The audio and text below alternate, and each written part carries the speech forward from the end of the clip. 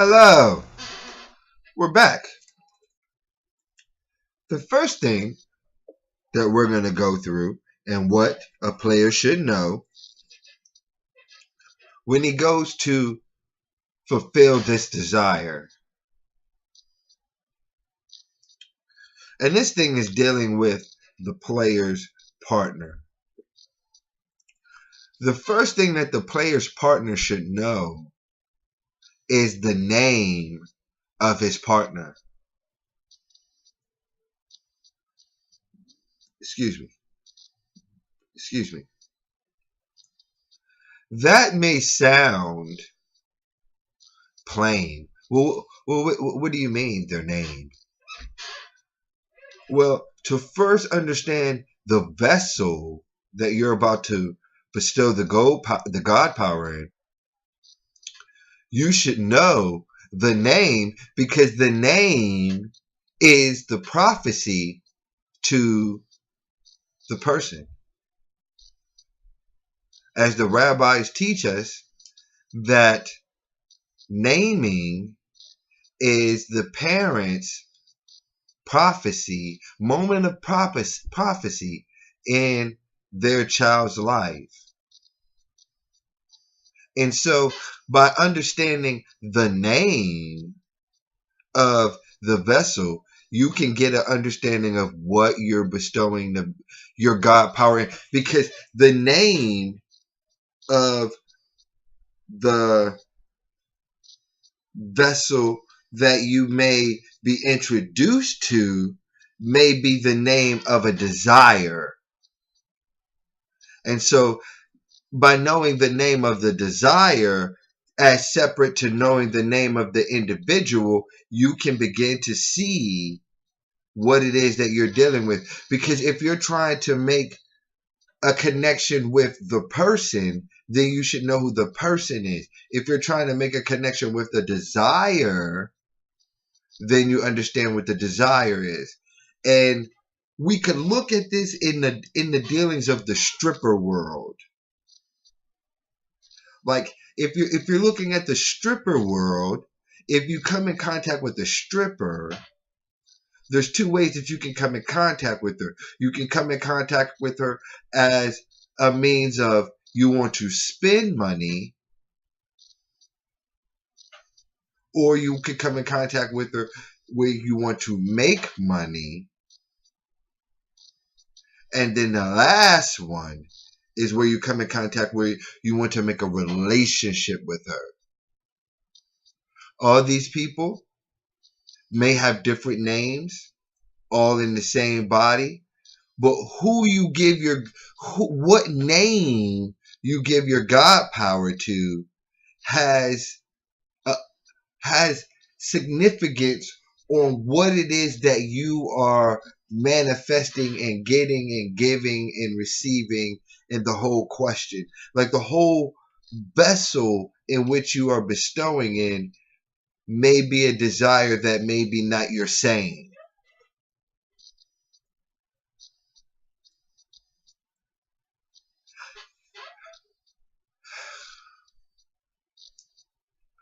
By understanding your desire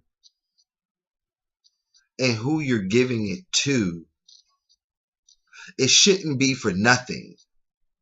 It should be because you want to make something, you want to join forces, you want to bring spirit likeness together to reproduce something. So you have two people that have an idea and a dream and they work towards it, and then they get together on that night after working hard and having some wine, and they're partners in this task, and the moon is right and they do the do. Something could happen. That's what we're saying. But if we're not being mindful of what it is that we're doing, we could plant our seed, one, in the wrong thing, because we're so in caught up in the actual physical desire itself. So I want to have relations with something that looks like this, and I see that it looks like this, but I don't get a chance to know that it is what it looks like. And so I engage and give it my God power, not knowing what it is. I don't know its name. I don't know where it's from. I don't know its mother. I don't know its father. I don't know what it is. I don't even know its name. That's what we're starting to look at. Do you know the name of the individual that you are having relations with? If you don't, then you don't know who you're having relations with. You only know the name of a desire that that person wants to be like. This desire to be like something will allow you to engage in sexual behaviors that become a likeness to you, but you're still caught in this person's part of their life. If they change their name, you may no longer have the same importance, but you will have the longevity if you have the name of the original being. Does that make sense? Because you will be on a different level with the being because you know the being's name as compared to a desire's name. Because that desire, I give you an example. Let's say you were to hook up with the adult entertainer Pinky. And like you were to see her, you were to recognize her, and you were to call her Pinky. You would be on the same level as everybody else that calls her Pinky. You would be no different.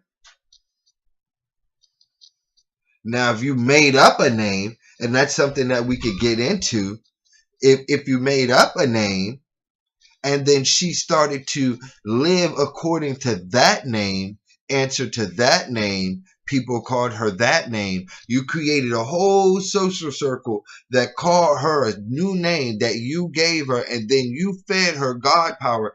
That new person is your person. It's like you wiped the slate clean. You gave this person a new name. You gave this person a new social circle that called them this new name. And this new name was built upon attributes that reflected the best of your intention and will toward that being. So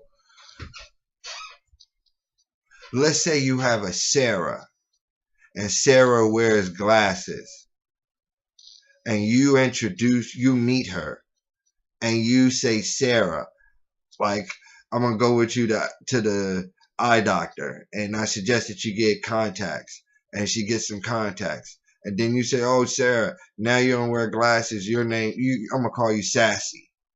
And so from now on, you call her Sassy. And then, like, you just take her places, and you say, this is Sassy. And people call her Sassy. And then you give her the God power. You give her the God power. You give her the God power. And then you give her the God power the way that you like to give it to her. With signature to you, the way you like it. That person, new person. But it's a new chapter in that person's life. And what's so amazing is that person can technically, if you do it right, coexist with the other person that was there before you created the new person, because that other person could have that life when you're not around. Or what you do is you take that person to a new environment, and in this new environment they call her this name, and so she gets to create a whole new, and I'm saying she, but I should be using the word vessel. It's all, and I apologize, so I don't want to get people confused. Like the vessel it could absorb and change and become that through the absorption of God power. So we understand first off is to name. The second thing is knowing their intention. Let's get back to the stripper concept.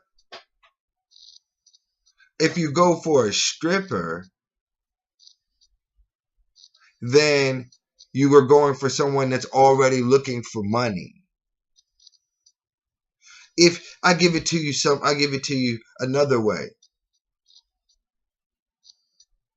If you go for something that always claims independence, independence, independence, then you'll end up fighting against yourself. Like if they're never willing to work with you, they only want to work against you, and then you give them your God power, then you're working against yourself.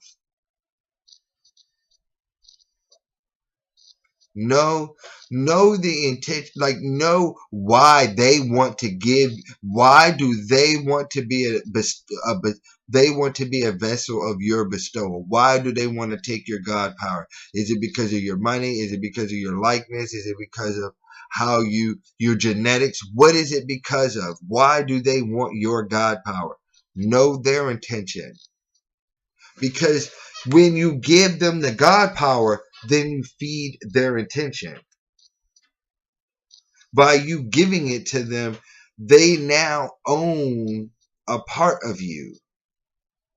Just think about the people who get in trouble for rape.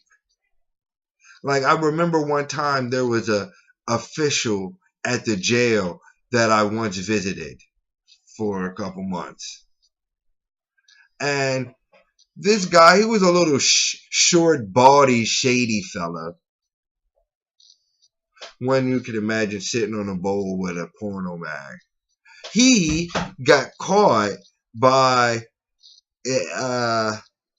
having some affair with a prisoner in the medical ward because she caught some of his semen, his God power, on her dress and took it to higher officials. They tested the dress, found his God power, and shortly thereafter, he was in the same jail that he worked at. That's the power of your God power. It can be traced. You can't even see it. He probably didn't even know it was there. And she's like, I got you. I got you. I got your God power. I got you. And guess what? Now, that gentleman's desire was so strong that it made him go against his job principles to fulfill it. And look what happened.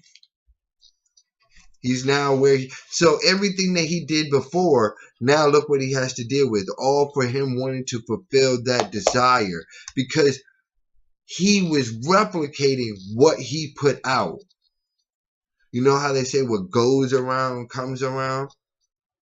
And he put it out there and it caught him. He fed that desire and his God power got him. So if you don't know the intentions of the person that's receiving the God power, you could get in trouble. They could use it against you. You know, it's a joke with the turkey basters and all that. It's a joke, but it's real. What intention is that?